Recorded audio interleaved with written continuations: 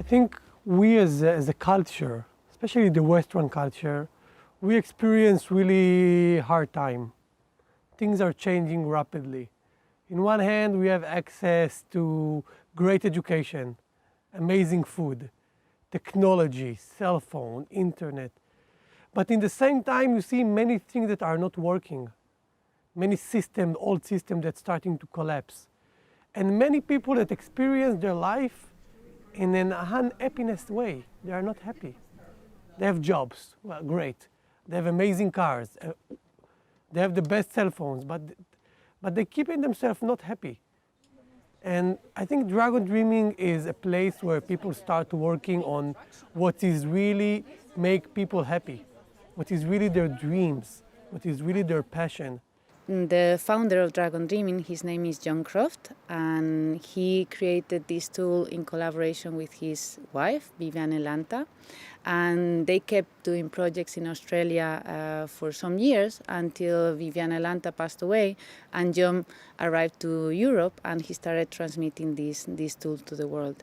And the idea of Dragon Dreaming came with the understanding what we can learn from the Aboriginal people and how we can embrace some of their practices into the Western culture life. And in the same time, how we can help more people in the Western culture realize what really makes them happy and create a process, a practice that in one hand it's ancient and taking the inspiration from the Aboriginal time, and the other hand it's very practical because Western people required practical action. So it has this perfect balance of logic and emotionality, and rationality and playfulness, creativity and also logical thinking. Okay, hi. to open like this. Yes, I just do it. Okay. He's pulling. From the end. Better. One of the definitions of Dragon Dreaming is that is a meta methodology.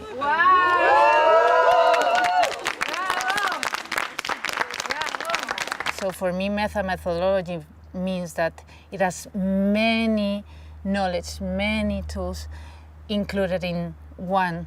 Okay. So the same happens with the different practices. You can have a practice very simple, which could be like, for example, using a talking stick in a meeting. And then you can have the whole process of creating tasks with the caraver, which is much longer and can take much longer.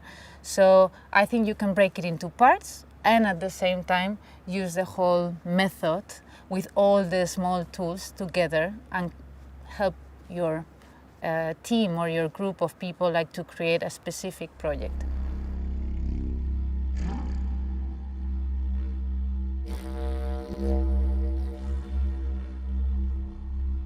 Dragon Dreaming for me, it's a lot about practice of love. Because when you want really to work with other people, you need really to trust them. And you need really to love them, even if they are not perfect, and they are not perfect. No one is really perfect. So for me, Dragon Dreaming is combining something very rational of how we can work together, but in the same time, something more deeply of how we're working with each other in a sense of trust and love, and how we can build capacity for trust and love so we can deal with the challenges of the great turning and create a better future for our culture. Good. Listen. No one's winning. Ah, she's good. They're still playing. See, competition it's important in our society. Now I invite you to play the same game. Okay, same, but with a win-win approach. Okay, what is going on? Boring. Interesting. Boring. Isn't it challenging when something is difficult? It's challenging because you don't know how to do it. Let's say our first impulse is like to compete, to be the first, to run faster. I believe that modern society is very much based on a win-lose culture, which is very much about like, for having people that have a lot, many people have to have little. And we have been engaging with this type of culture since a long time. The Western society teaching us always try to go to the top. Even if you need to step on other people. Some people winning if they're in the top.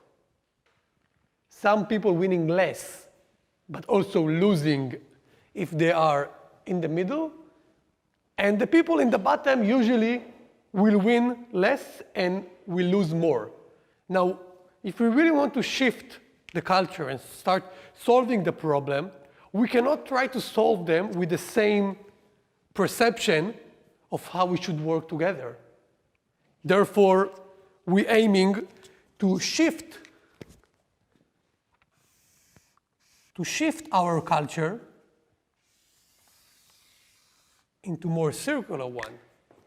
When still there is people with different responsibilities, different skills, but the goal is to make the circle bigger. Under all the methodology, all the processes, there is ethics. How we should work together and for what.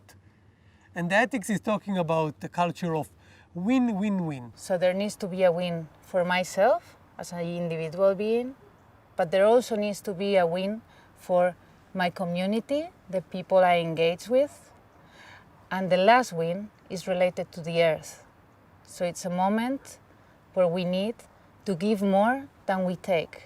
So we understand that every action that we're doing, even if we're taking a flight, even if we're taking our car, even if we are producing a product, have some footprint, have some outcome in the bigger picture of planet Earth. Whenever we work in groups, whenever we were applying the Dragon Dreaming methodology, we try to keep this in mind, the win-win-win culture.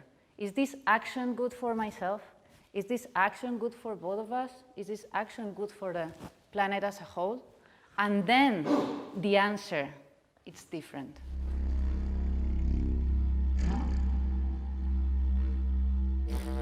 Yeah.